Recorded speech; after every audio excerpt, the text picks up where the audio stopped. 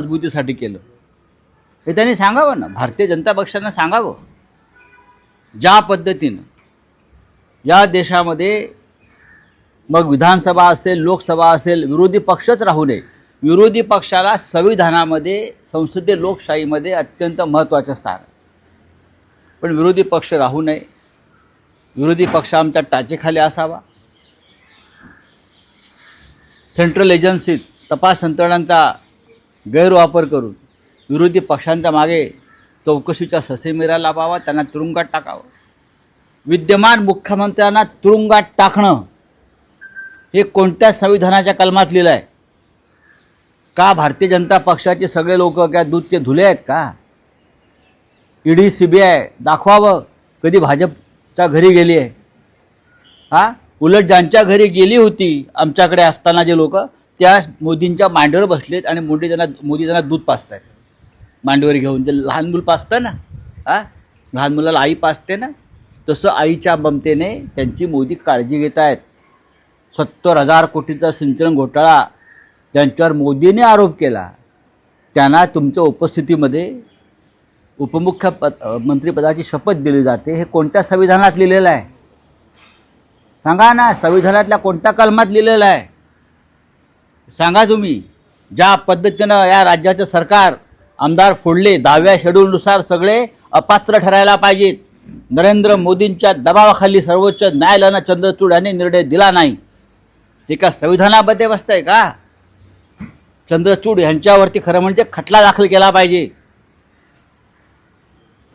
ज्या पद्धतीने हे राज्य मोदी चालवतात ते संविधानाच्या विरोधामध्ये आहेत. संविधान हा देशाचा आधार आहे. तो आधार नरेंद्र मोदींनी उद्ध्वस्त केलेला आहे.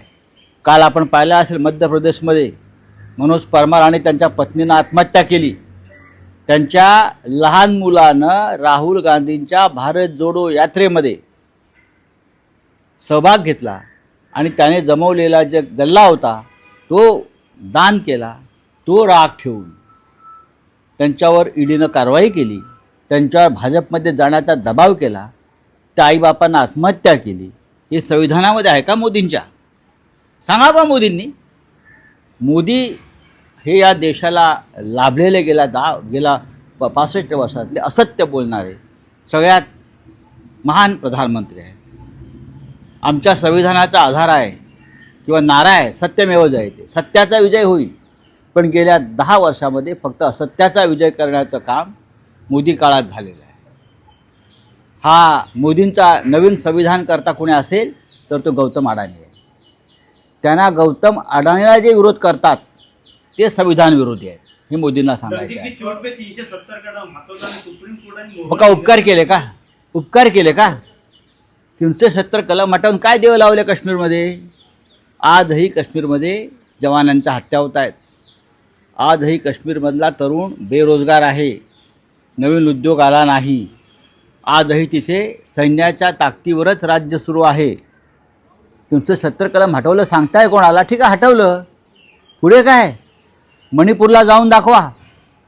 काश्मीरचा विषय संपलाय. तेच कसलं भजन करताय? हिम्मत असेल तर काश्मीरला जाऊन दाखवा आणि गौतम अडाणीला सांगा की मणिपूरमध्ये एखादी प्रॉपर्टी घ्या सरकारची आणि तिथे उद्योग काढा. आहे गौतम अडाणीची हिम्मत? आणि आणली त्यावेळेस अनेकांना जेलमध्ये टाकण्यात आलं होतं. ती घोषित आणीबाणी होती. मात्र आता जे अघोषित प्रमाणे आत टाकलं जातं का ईडी मार्फत? बघा आणीबाणी ही उघडपणे आणली. नरेंद्र मोदी असं म्हणतात की तेव्हा भूमिगत राहून कार्य करत होते. भूमिगत. आणीबाणी 1975 साली उघडपणे इंदिरा गांधींनी आणली. ती काही लपवून आणली नाही ना. तेव्हा अनेकांना तुरुंगात जावं लागलं. प्रियंका गांधींनी सांगितलं ना तुम्ही धडा घ्या मग आणीबाणीपासून. नागरिकांचे हक्क न्याय खतम केल्यावरती जनता उद्रेक करते. तुम्ही त्याच्यापासून धडा घ्या. आणि इंदिरा गांधींनी त्यानंतर निवडणुका घेण्याची तीही बॅलेट पेपरवर हिंमत दाखवली. पराभव पत्करला पण लोकशाहीचं रक्षण केलं. मोदी करणार आहे.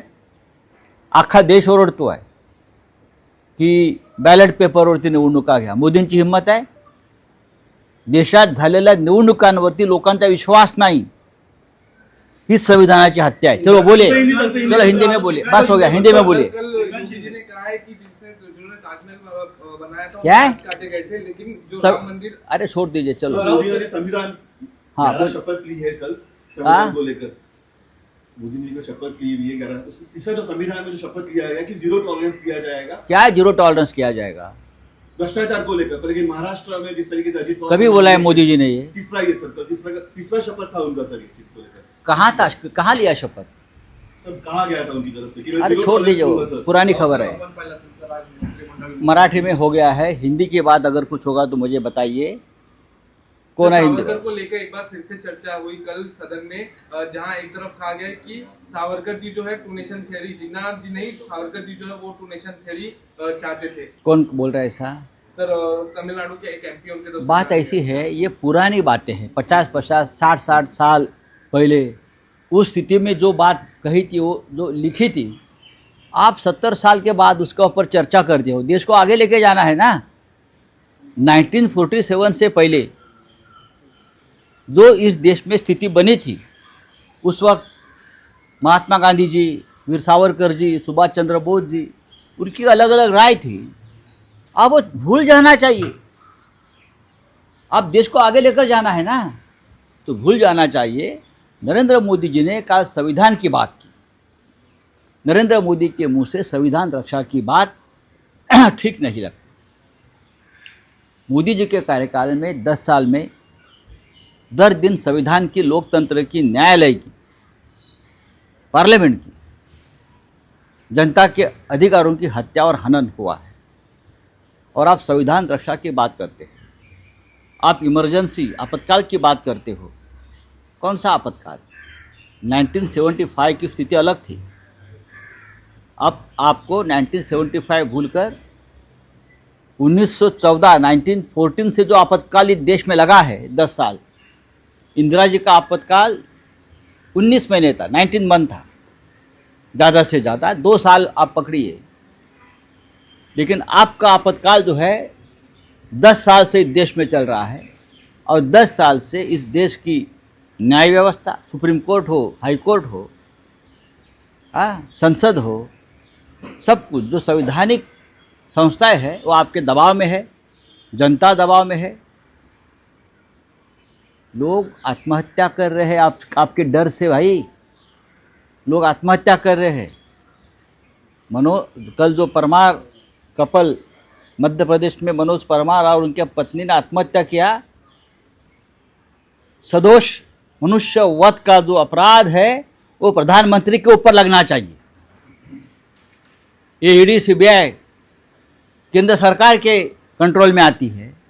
और जिस तरह से आपने दबाव बनाकर एक ऐसे दंपत्ति को आत्महत्या करने पर मजबूर किया है, सुसाइड नोट पढ़िए. ये सीधी जिम्मेदारी नरेंद्र मोदी जी के ऊपर जाती है, अमित शाह जी के ऊपर जाती है. उनके ऊपर सदोष मनुष्य वध का अपराध मुकदमा होना चाहिए. निर्मला सीतारामन के ऊपर होना चाहिए. उनका बच्चा भारत जोड़ो यात्रा में या न्याय यात्रा में राहुल गांधी जी से मिलता है, अपना गुल्लक देता है. दिमाग में रखकर ईडी उनके घर पर रेड करती है. कांग्रेस छोड़कर बीजेपी में आने का दबाव डालती है. ये क्या है देश में चल? ये संविधान है क्या? आप संविधान पर बात करते हो? कौन सा संविधान आप चला रहे हो इस देश में? आपका खुद का संविधान? आपका संविधान सिर्फ गौतम अडानी के लिए. आप संविधान नया लिखना चाहते हैं गौतम अडानी के फायदे के लिए, देश के लिए नहीं. लेकिन हम ये होने नहीं देंगे, हम लड़ते रहेंगे. Thank you. आपका क्या? मोदी जी ने कहा है भ्रष्टाचार को लेकर जीरो टॉलरेंस किया जाएगा. तो सबसे पहले अजीत पवार को पार्टी से निकालिए. उनको जो आपके महान उपस्थिति में शपथ ग्रहण किया है ना, तो बताइए. एकनाथ शिंदे सबसे भ्रष्ट व्यक्ति है.